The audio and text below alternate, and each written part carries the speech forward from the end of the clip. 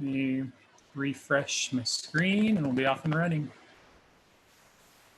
All right, good morning, everybody. Welcome to the 2020 IAC Annual Conference. I'm Matthew Denetclaw, the Technical Assistant Specialist for the Navajo region. Joining us today, we have the one and only Mr. Jon Greendeer, who's going to be presenting as well. And we also have Michaela Young, Carrie Hoffenschneider on, helping facilitate all the questions. So to get things started, just want to, again, we can't say enough how full our hearts are for each and every single one of you joining us, not just at the conference, but even into session. We know this year has been awfully challenging, and it's been very emotional and for a lot of folks, and our deepest sympathies are with those who have been impacted, to say the very least. And with that being said, I want to introduce our guest here, Mr. Jon Greendeer. Jon served as the president of Ho-Chunk Nation from 2011 to 2015 with the hopes of encouraging tribal members to seek small, healthy changes in their own personal lives to see big results down the road. For this reason, he said he ran on a healthy government platform to personify the sovereign nation so they could heal and advance their programs and livelihood. Greendeer said he lost more than 130 pounds by being loyal to the nutrition and exercise guidelines from the Ho-Chunk Nation Diabetes Prevention Team, which he now oversees as their health and wellness coordinator.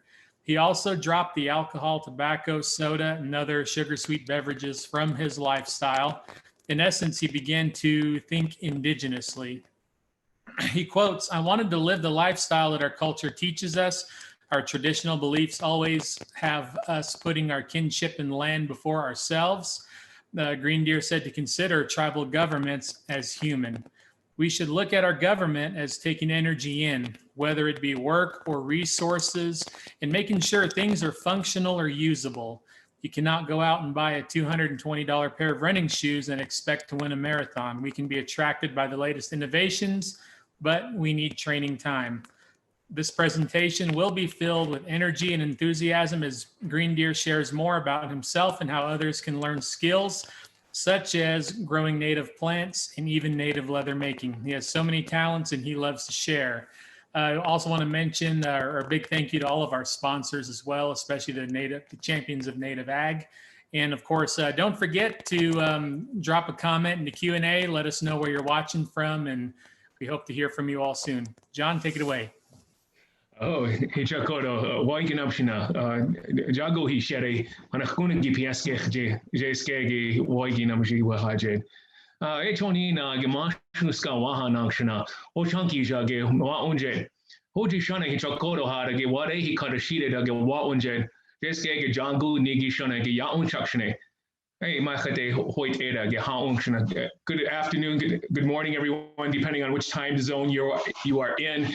I want to say thank you to the Ag Council for giving me an opportunity to share with you a little bit today. And I want to say thank you for the introduction from my friend Matt. Very gracious, and I really appreciate it. I know he does a lot of work on his end over there for the council and for his community.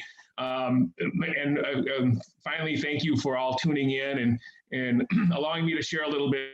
I had this, I was looking at the conference and catching some of the programs and going through the things, and like, where does motivational speaking really fit into this? Because I often look at a need for motivation when there is an identified a source of or an issue or hardships, and Matt's absolutely right. It's been a challenging year. I lost my father just about 2 months ago, and you know, I'm not the only one. There's a lot of people. Our shoulders are virtually together with others that have lost a lot along the way, and life isn't the same. I mean, there are perks to it. You know, we do a lot of virtual meetings now, so I probably saved a lot on fuel. My wife and I only buy clothes from the waist up now because that's all we have to dress up for. And you know, I got to meet a lot of people's pets, and what else can you need?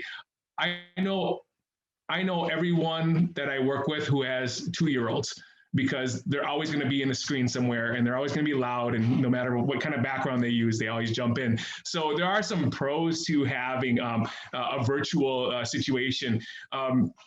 So we're trying to make the best of it, and you'll notice that that's kind of been a theme for Indigenous people when we run into hardship. Is we resource our own humor. Our tribes are different. We certainly have different types of humor, and we certainly have different words and phrases and behaviors and fundamental beliefs, principles. But when it comes down to it, our humor seems to be universal, and we can make light of a pretty bad situation, and in some of even our dark humor is almost taboo, but it still doesn't stop us from sharing it. So we do lean on each other for a lot of support, and I'm really glad about that. And I don't know if that's just unique to Indigenous peoples, but I do want to say that the encounters that I have with tribes from the Northwest coast to the Southwest to the Midwest to the East Coast. They're pretty much, as Ho-Chunks would say, they're really pretty much the same. They invite you in like family. They treat you like family. They joke around, tease you out of love. And so this is the part that I really enjoy. And this kind of reflects back to a long time ago of probably how we managed to survive some of our toughest times in history.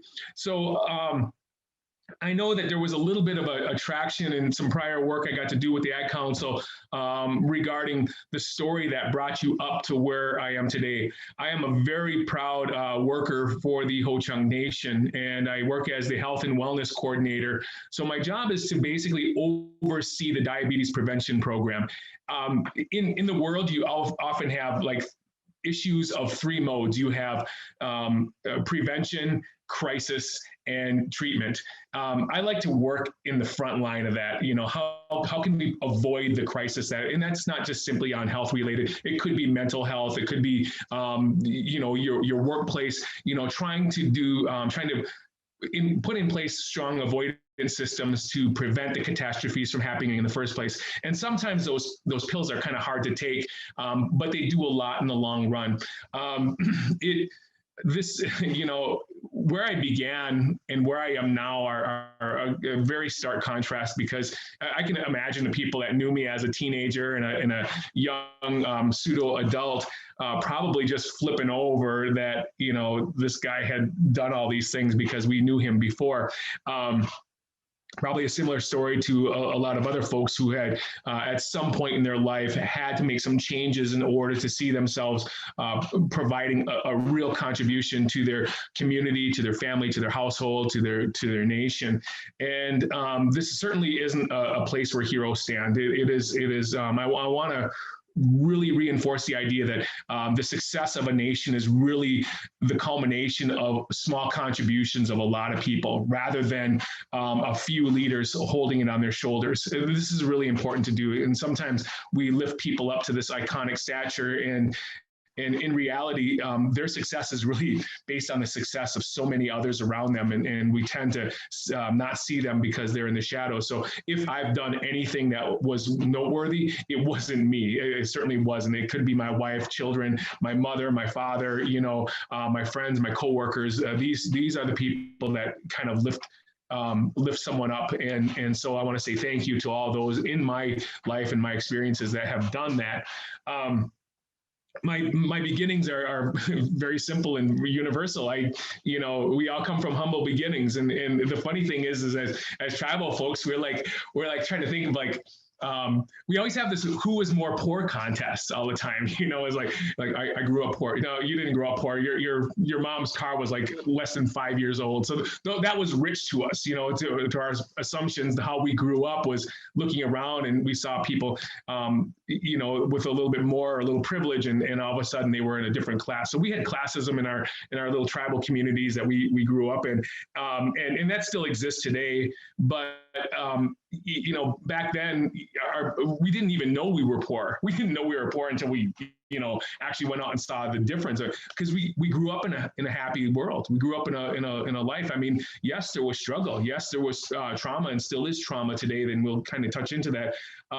But in the world that I grew up, I had a family that was, in that struggle, making sure that we had food at the dinner table, making sure that we stayed together as a family. I contribute a lot of that upbringing to any success that me or my siblings have had, that they were in it to win it, even when we had nothing at all. I also want to say that, looking at how my mother or father raised us and how we live today is different. I was just thinking the other day, I went to the grocery store and I walked in and got some stuff for the family. And I was checking out at one of these self-checkout things, which I'm learning to accept nowadays. And I just thought how fast my mom would club me if she saw what was in my grocery cart. Like all the name brands of stuff that I did not stretch the dollar at all, and how little I got for how much I paid for it. She could take the same amount and just be running, grocery carts out the door. And here I am just now in this life of privilege that she basically set me up for with all the encouragement she's given me as a young person. So I grew up on the Oneida Reservation. I am enrolled Ho-Chunk. I'm a very proud Ho-Chunk, but I'm also Oneida. And so I did have a little bit of that reservation life with me when I came in. Ironically, Ho-Chunk doesn't have a reservation. We have tribal communities on trust properties, but they're really, there's no contiguous reservation. And there are pros and cons to that. I think one of the biggest issues that I face, not just as a health and wellness coordinator, but as a student of the language and culture, is that breakup of a dozen communities all over the state, and Minneapolis, St. Paul, and Chicago, really has disenfranchised our ability to communicate. We've certainly employed technology to do so, but it's no replacement to actually sharing the songs and the stories and the beliefs and the principles of who we were. And for those that have a contiguous reservation or community, you're blessed, and you might not know it. So we do value that togetherness as a group. So I decided that I was going to, and just to refresh a little bit of my story in my journey, but please accept that as one person's journey of many others that have come together to make us successful. And I really mean that, because there have been some surprising developments in my life throughout my past that have changed for the better of not just myself or my home or my nation, but there have been other changes with other folks that have really contributed to the overall success of where we are today. And I want to say that we are in a world that is a little bit better than what our parents had to go through. So, and we contribute to that. And I know we get this oftentimes of, hey, they lost their ways, they're losing their language, they don't care who they are. If we continue to hear that, it's equivalent to telling your daughter while she's working in virtual school, saying, you're never going to get that math. That's too far for you. You're not smart enough to do that. You don't do that to your kid. You don't tell your employee that they're bad every single day. You don't tell a person working on their weight that, they're fat and they look like they're getting fatter. You don't do those things. But for some reason, Indian country seems to reach out they're not looking at the effects of telling someone that they don't know their language, they don't know their culture, because eventually it will become true in their minds. And so this is the type of reinforcement we've got to change and turn around. And so I watch these little things because they are absolutely important to our development, not just as a human being and an individual, but also as a community, as a tribe, because we do have the ability to reclaim so much. And the work that the folks do at the Ag Council, all the contributors, all the folks out in the field, they're doing that. They're reaching out, and they're making these quantum leaps to generations way before those that we've ever had the chance to meet. And they're making life, pre-colonial indigenous life the way it was before. So they're out there doing that. So I don't want anyone to be blinded by even the most omnipotent people in your tribe who cast this idea that we're not doing our part. We are, and I'm very proud of us for that. So I started to feel this later on as I gone through high school. My setting is basically a musician. I played in a band, and I was an awesome break dancer. I'm just saying that because no one can prove that now. And I drank and pretty much spent the late 80s and early 90s on drugs if I got them. And And so that's probably, I'm still, as you can see, I'm still pretty uncomfortable saying that because I did have an addiction, a chemical and a social addiction to the lifestyle of a musician and my brotherhood of bandmates and eventually, I had a daughter in 1993, and it wasn't until about 1997, 1998 that I actually just kind of started to realize that I'm not being a good father.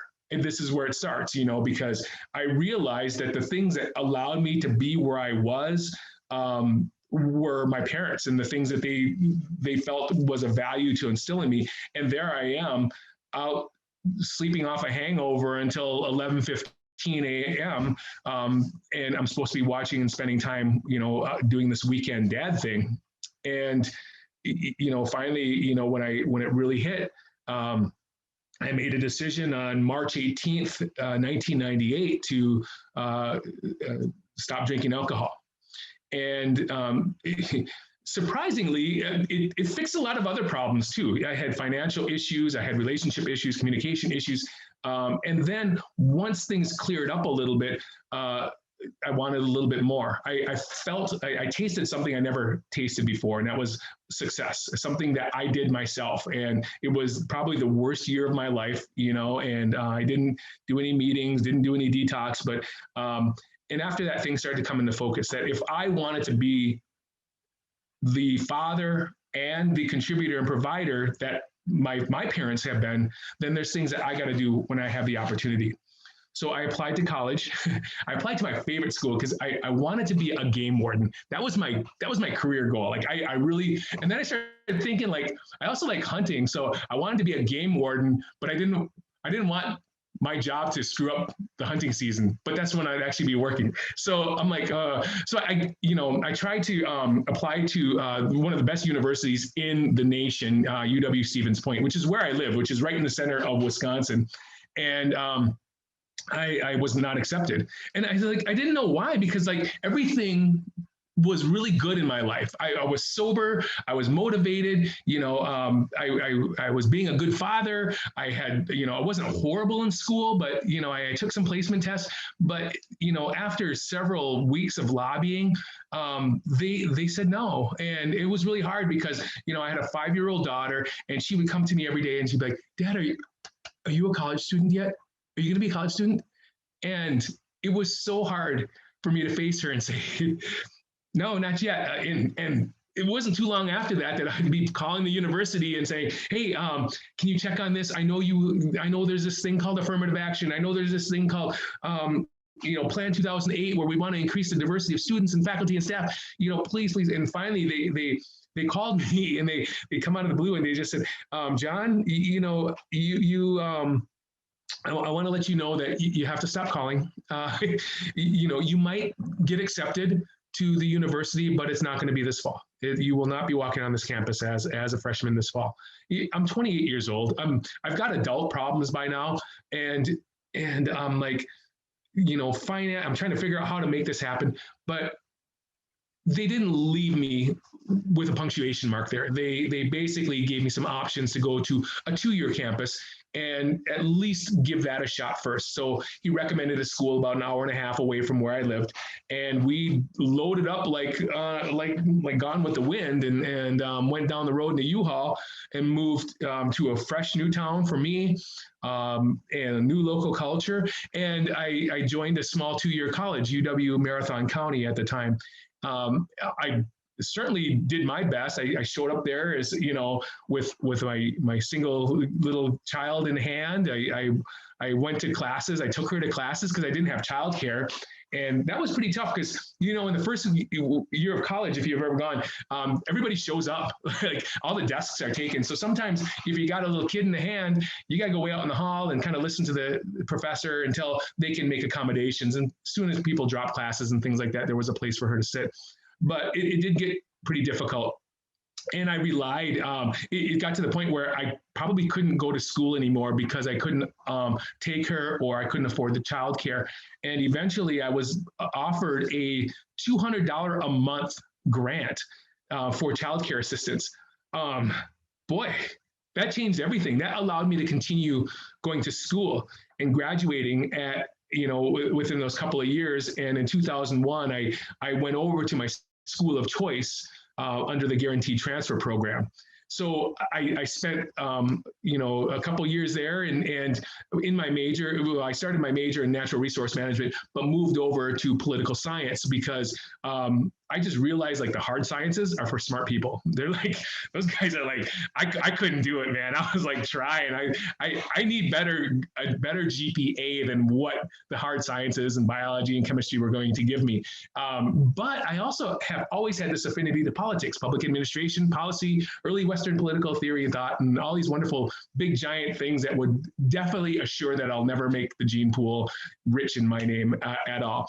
But I studied quite a bit, and all of a sudden another fancy took to my mind, which was the interaction between state and tribal, state and federal and tribal relations. And that interaction between the both, where I spent a lot of time looking at treaty law, looking at sovereign jurisdiction, looking at early construction periods of this, the Indian Gaming Regulatory Act, all the way back to the IRA, and looked at tribes through a political and governmental lens, not just necessarily a left and right lens.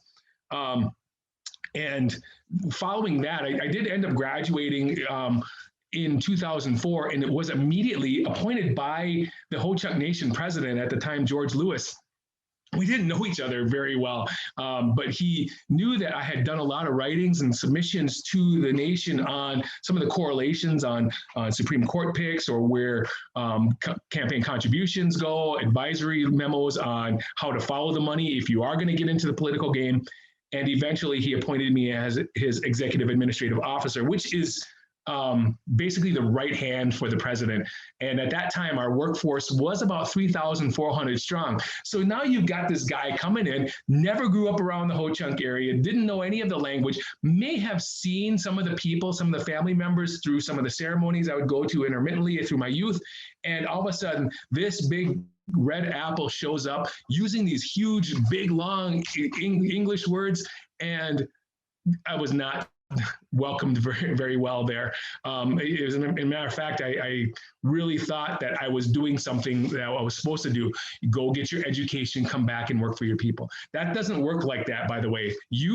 You got to get in on this first. You've got to buy in this, and in doing that, in terms of becoming a community worker, you've got to be a part of your community. And that just doesn't mean showing up at all the festivals. That means being there at the funerals, being there during hard times, being there, contributing at some point with the people, knowing them, listening to them.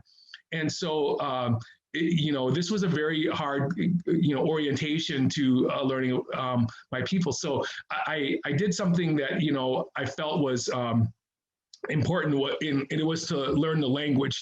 I am not a fluent speaker by any means, but in reality, we're not even fluent in English, when you think of it.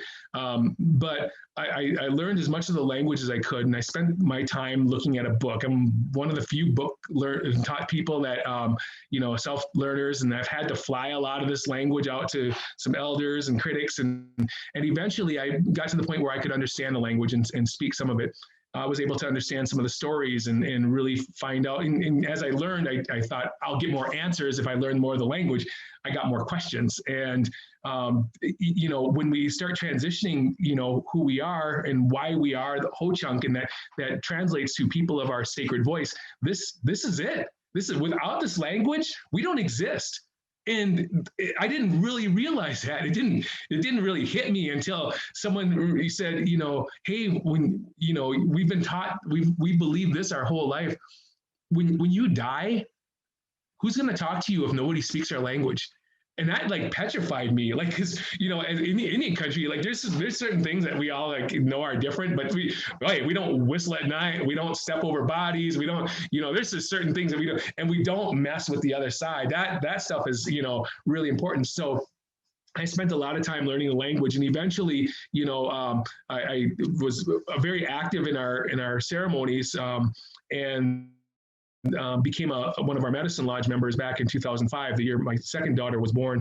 And that changed everything for me. To me, I can't stop thinking about it every single day. Everything I do, from the food to what I put in my body, it all relates to this way of life that, we walk a peaceful road, and we share in what we have, and we put all of our grudges aside, and so I was able to learn a little bit about this way of life, and become accepted enough to where, this is going to affect my personal health.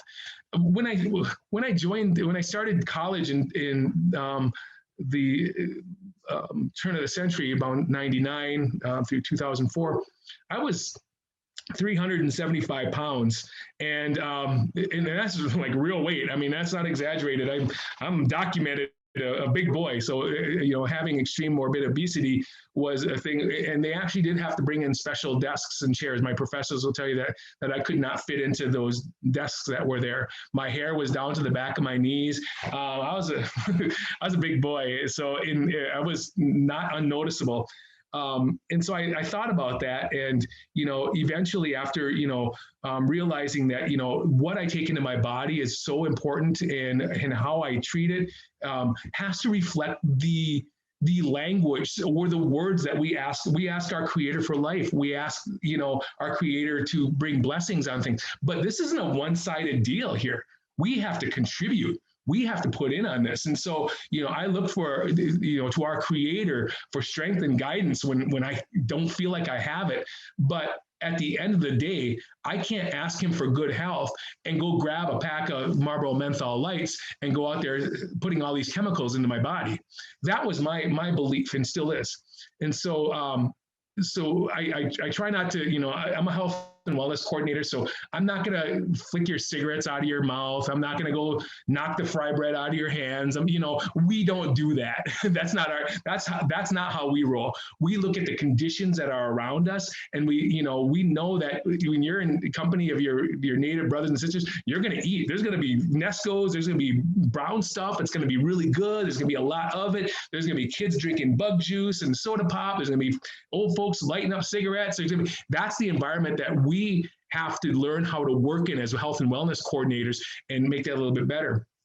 So after my work with the nation, the university to which my dream university called me back and actually had me sitting on the board of their foundation. And I was so excited. I did that for a number of years. I actually sat next to the guy who called me up and told me that I can't join as a student that season. I always make sure I also move my little name placard. So we sat next to each other because, it was like my candy. We never mentioned it once about each other, but I got to do this. I got to graduate there. And when I retired from the board, I made sure I let folks know that I'm probably the only person on the board that doesn't have an acceptance letter to this university. I've got a number of denials, but I never got accepted because I came in on the guaranteed transfer program. And so, and I came in, I finished at college as a graduate, not because I tried so hard in school, but because there was another university, another group of people that saw this really big, savage-looking native guy and this little 5-year-old string bean of a kid walking up to their front door and saying, "Come on in, we'll help you. You haven't done math in 10 years. We're going to help you here in this program." And so they really reached out and did that. And to me, they get all the credit. I didn't. I would have never had a chance if they weren't there to look at us and take a second chance. So when I worked in the government, it was really important for me to remember things that no matter where I got in terms of class or finances or positions, that at some point in my recent history, that little $200 a month was the difference between me stopping college and probably going back to a lifestyle that wasn't going to be very conducive to raising a child, and me moving on to become the president of the Ho-Chunk Nation, which I'm very proud of. And I still feel is almost a surreal moment in my life because we have a legacy of profound leaders, just like we all do in each of our tribes. And to think that, the people I just spent my life reading about and looking at what they did with so little, and all of a sudden my name is there, and here's the deal. I could learn to be a little bit more humble. I could, be a better person. But when you put me next to these folks, I'm just like an infant, next to these gigantic, human beings. And so to have that behind me,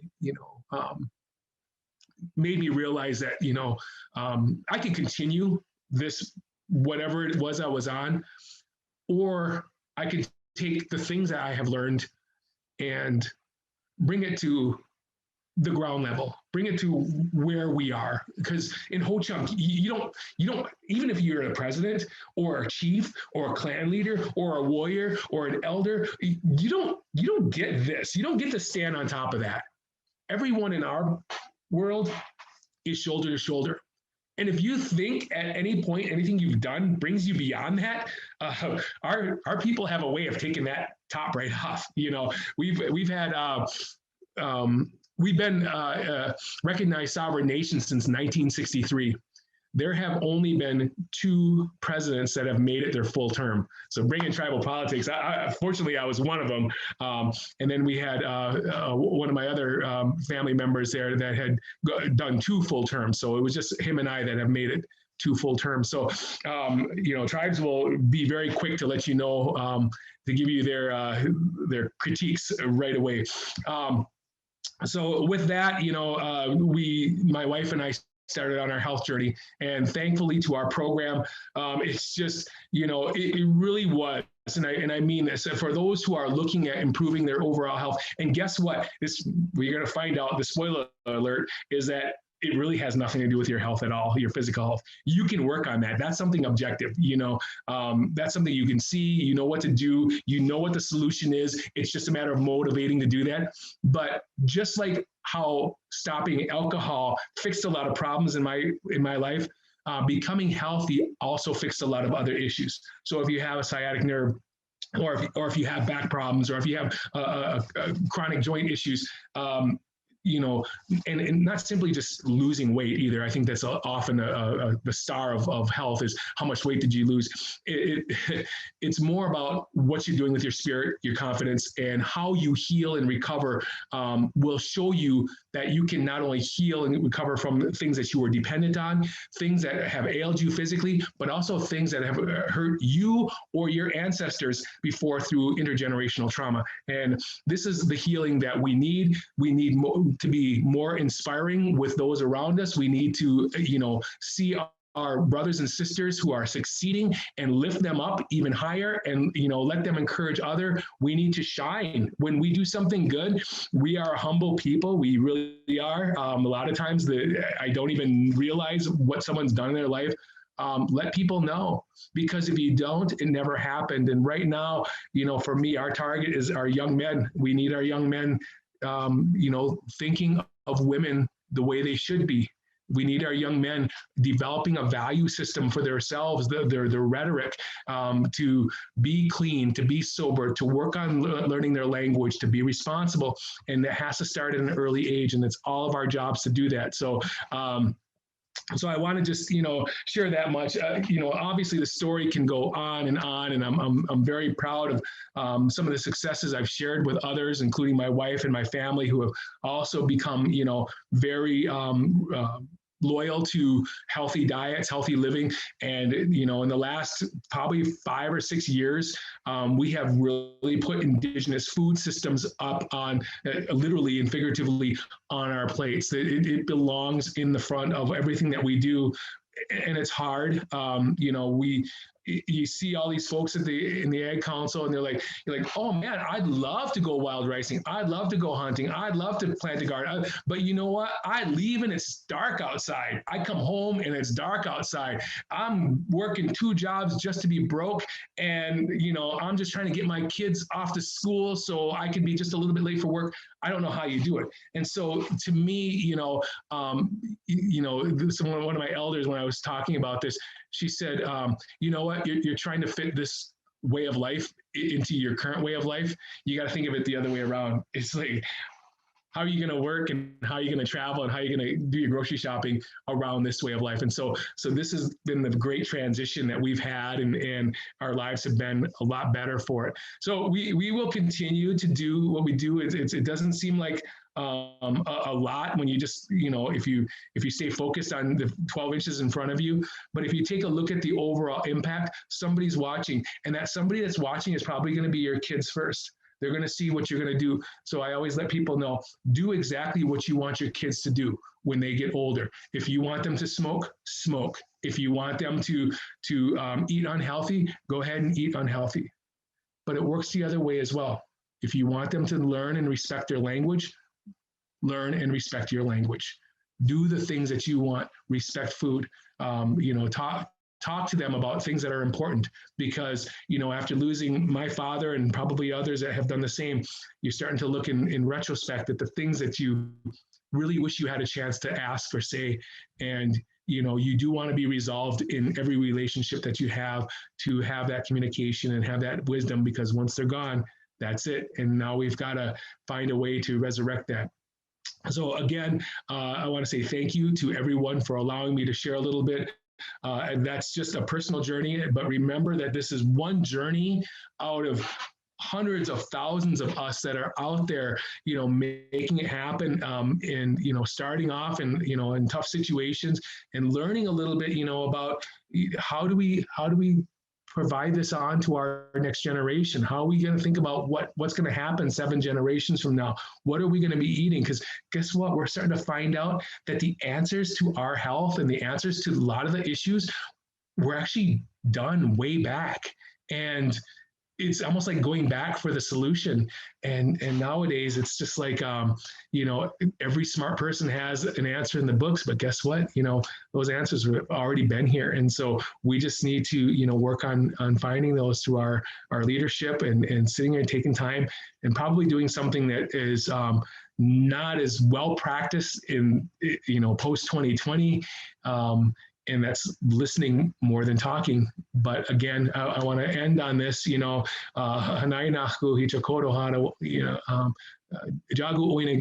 oinegi waiginamshina.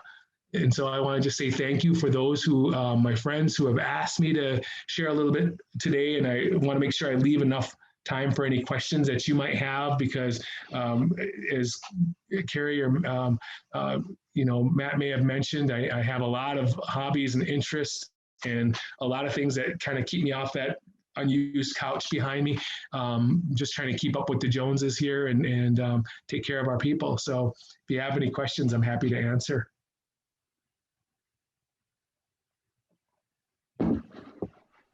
All right. Well, thank you, Jon. Man, you packed in so much in just 40 minutes.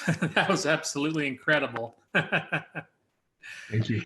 Yeah, so we do have some questions rolling in, and this first one here says, how would you suggest someone new to fitness start out, especially, especially if we can't go to the gym and it's cold outside? And that's the first question. Absolutely. Well, great question. First of all, when I started my journey of health to lose that 140 pounds, actually, I made a promise that I would never buy a gym membership, and I would never take in a magic elixir or whey powder or all these cool fandango things. I did it on the cheap. And so, motivation is really about the environment. So I live in a cold environment. I live in Stevens Point, Wisconsin. And, so it's really hard to see yourself going out and exercising. But the first thing is getting your mind game together, getting your routine set together. My wife religiously every time this year does 5K a day. So she carves out time, and she uses the treadmill here, or she translates that to the stationary bike. But you can become very active and get your exercises through a number of videos on step aerobics or floor routines. I mean, back then when I was a kid, remember when you heard your favorite song on the radio, you went running to it, and it's like you had to hit those 2 buttons to record it, and you'd get half of it and stuff like that. We don't have to do that now anymore. If you want to work out in your living room, it's like 3 clicks on a button on YouTube, and you got your workout. You don't like that guy because he's wearing leotards, then just switch a channel because there's someone else doing the same thing. Start out light, make things really small. And I think that that's in the thing, the smallest changes first. So number 1, eat breakfast. If you're not a breakfast eater, I don't care. Eat breakfast, even if it's a cracker. Get your body ready to metabolize. And then find a part of your day that's yours. And I know it's hard to do if you got kids or dogs or anything like that, but find a day that is exclusively yours. And get your heart rate up, and not just simply just walking around. And I mean, depending on what your ability is, but make sure that your heart rate is increasing a little bit. And then, again, you can utilize those videos. You can utilize them on your phone. And then just getting your body working. For other folks that, are looking to lose a lot of weight, talk to a nutritionist, talk to someone that will develop what your schedule is going to be. Maybe you're a 2,000 calorie a day person with about 45 grams of fat, and you can choose LDL or HDL fats. And for me, I think one of the biggest significant changes came when I stopped eating dinner after 6. If dinner was going to be after 6, I wasn't going to eat dinner. I'm not going to be hungry, but I'm going to have healthy snacks throughout the dinner. So I always made sure I have dinner between 5 and 6 every day. That way, I didn't do what us natives like to do. We like to pile in all the food, and then we like, oh my God, we're almost ready to pass out. And so, because the food's so good and there's so much of it, and then even while you still got a full plate, you still got an auntie there with a ladle going, come on, you want some more? So to avoid that, you at least have a moment to digest the food and actually have an opportunity to burn some of that fat off before you go down to bed. And I'll tell you what, if you do that, you wake up a lot more with a lot more vigor than if you pounded food. Because when you eat a lot of food and you go to bed at night, guess what you want? You want a big old breakfast to fill that, deflating stomach up. So those are just simple practices that really are going to make a difference. And I swear, weigh yourself, do those couple of things, and a few weeks later, check yourself again. And don't weigh yourself every day. Don't watch that little meter, because that's going to mess with your head. So, yeah. All right. Well, thank you for the question, and thank you, Jon, for the answer. Here's another question that came in, which says, how did you get started on learning your language? Good question. So in every tribe, there's going to be things that you're going to hear often and over all the time. I don't know how many times I've heard a greeting in the Ojibwe language, but I've heard it enough where I could probably do it.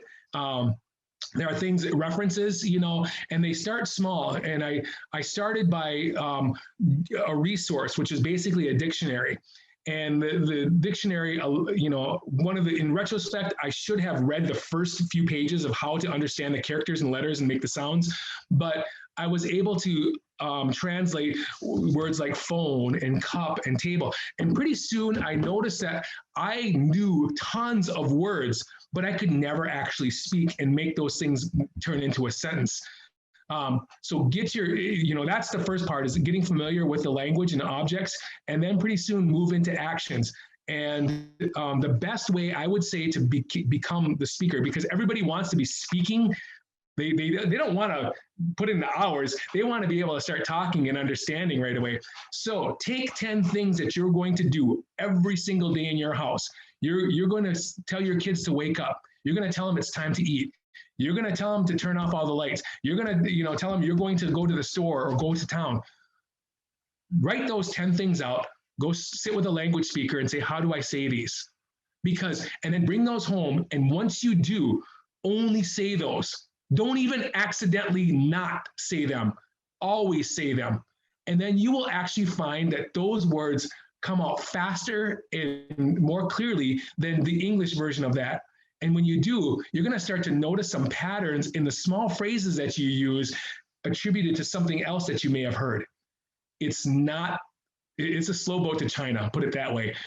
You're better off, immersion, but in the meantime, you are going to say familiar words and phrases. Do that. Repetition is a good way to learn the language, and start them young.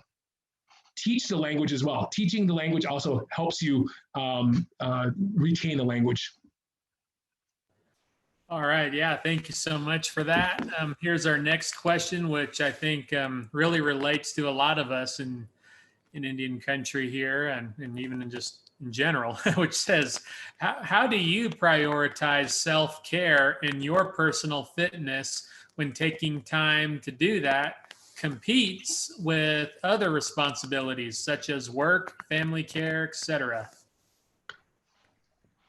Everyone's life is going to be a little bit different.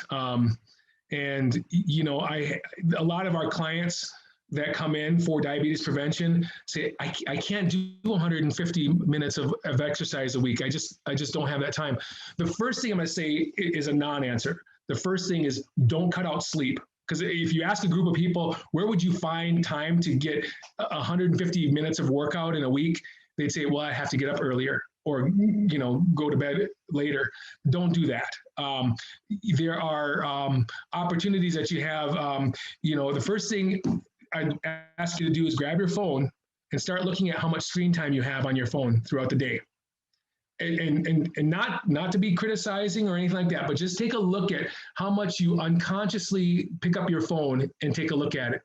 There are things that you can do simultaneously, exercises, stretches that you can do while you're working, getting a stand-up desk. And also, on your lunch breaks or anytime you have guests over, don't always build that around a meal. A lot of times we're like, come on over, we're going to have pizza. Come on over, we're going to do we can just say, hey, we're going to do a 3-mile walk around the park here. Oh, come on over, we'll talk.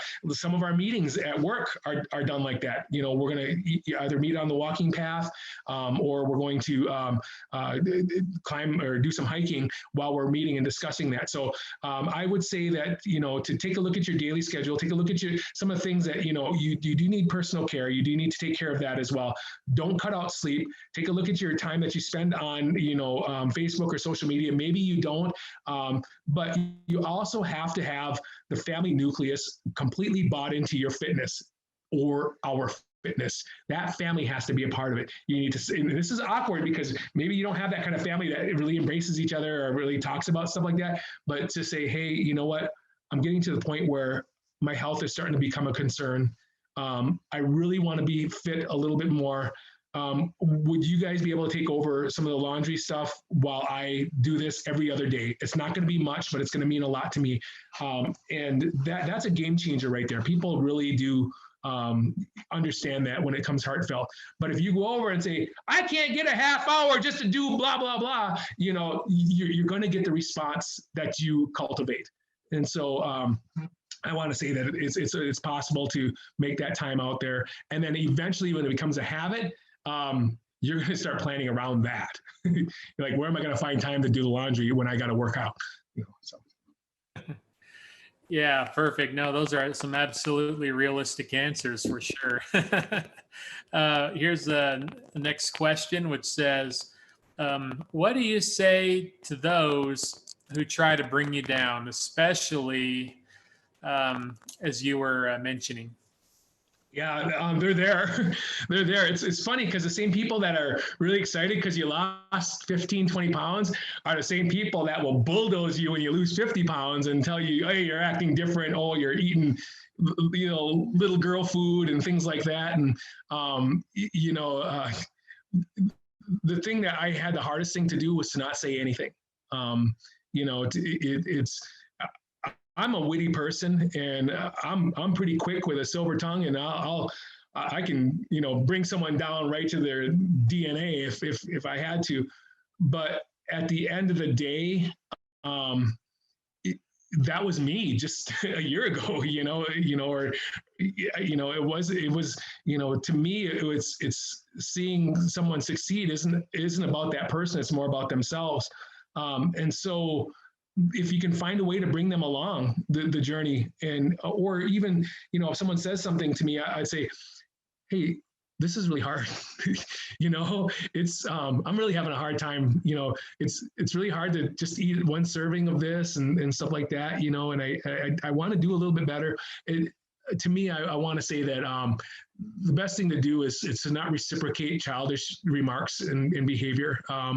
To always be the adult in the room, to understand that, you and their struggles are going to be a little bit different. And becoming healthy will change you. I expect it to change you. And it isn't just your size either. It's going to be your overall energy. You've risen above that already. So I don't want to say shake it off, because I'll never say, back down and walk away from a challenge.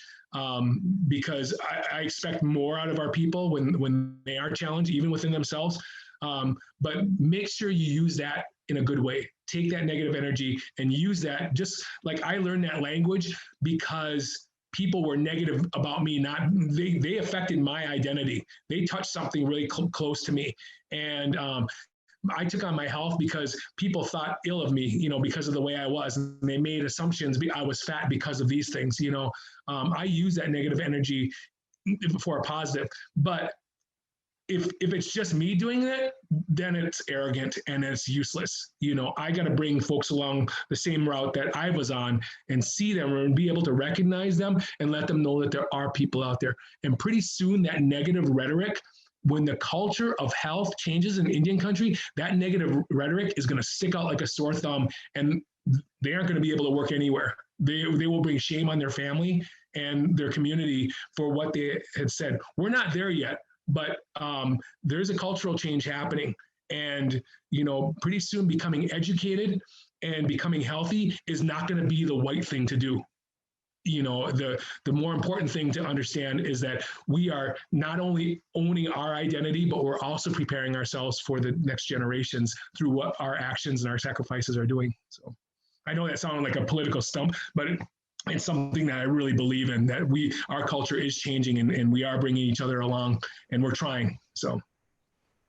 Absolutely. Couldn't agree with you more. And let's see, if I refresh, I believe that may be our last question and comment of the day here, but looks to be so. And I just want to take this opportunity now to thank everyone in the audience for joining us here at the 2020 IAC Annual Conference. Once again, cannot say it enough. There's so much out there that you could be occupying your time with, and we are certainly honored that you chose to be with us. And I know Jon feels the exact same way, don't you, Jon? Yeah, absolutely. Thank you. Yep. Okay. Well, this will conclude the motivational speaking presentation.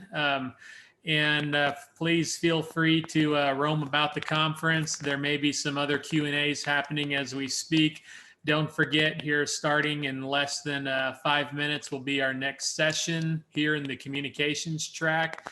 And I believe that's with Mr. David Wyden, who's an excellent author, and you're going to love to hear what he has to say. That'll be co-hosted by Michaela Young, I believe, so she'll be on there. And from there, I'll be back with you all at 1 o'clock Mountain Standard Time. We'll be back here in communications with Leah Biondo. She's the policy director there for the United States Cattlemen's Association, how to be an effective agent of change, basically lobbying from the grassroots level there. So that's going to be a very interesting conversation as well, and we hope to have you join us there.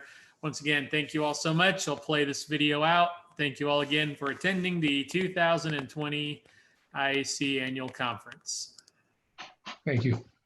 Thank you, Jon. Yep.